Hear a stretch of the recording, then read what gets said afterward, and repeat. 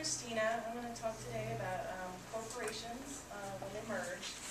More specifically, U.S. Airlines and American Airlines are trying to do this.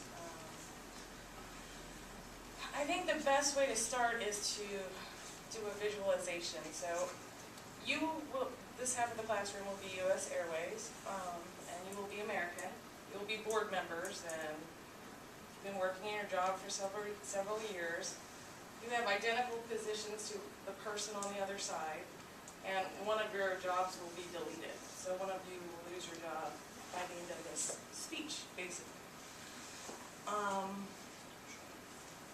And just keep that in your mind while you're listening so you can think about how that affects you as a person. There are several things that happen when corporations merge. Making it work is the hard part. Taking a competing brand and merging it into your own is usually the hardest part, because for years U.S. Airways and American have been competing against each other, and they're not very friendly, but now they're going to come together as one family, and it's not the first time this has happened. In 2008,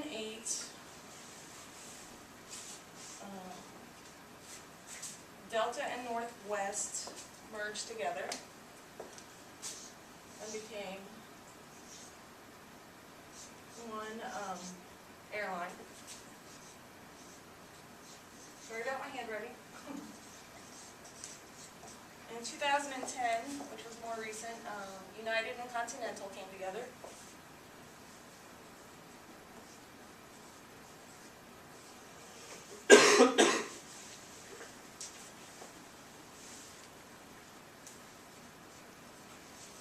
And now it's U.S. Airways, or Airlines, I'm sorry, and American.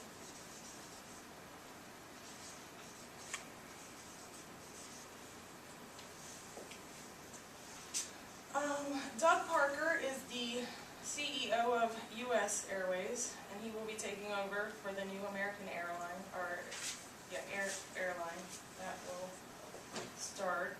They're expected to get approval in the fall.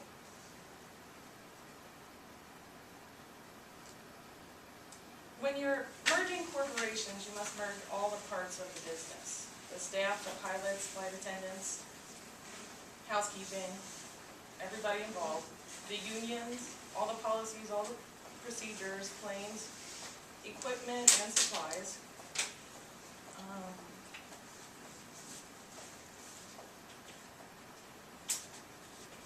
When United and Continental merged in 2010, they took 3 years to date to start merging 148 gates and combined them together, and are just now starting on getting new uniforms. So everybody is still up in the air on who will be fired, who will be kept.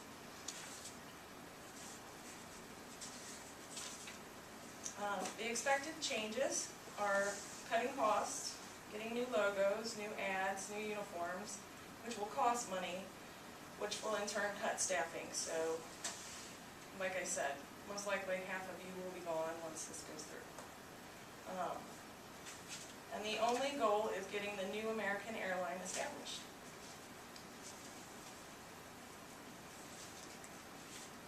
There's a theory that this is like a tournament situation where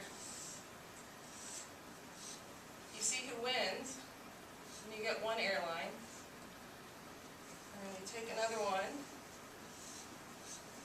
and you get a second, and you take the third. But what's expected is that in the future this will happen again, and we'll end up with only having one airline and no choices, and we'll just have to take what they give us, and that will be the way it goes in the future.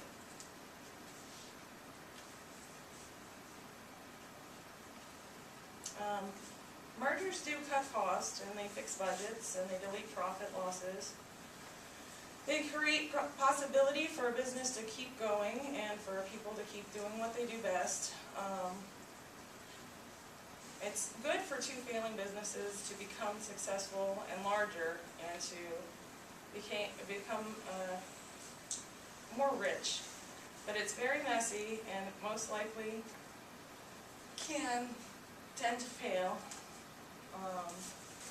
Or, as you see here, they'll just keep swallowing each other until there's one person in the lead and everybody else loses everything.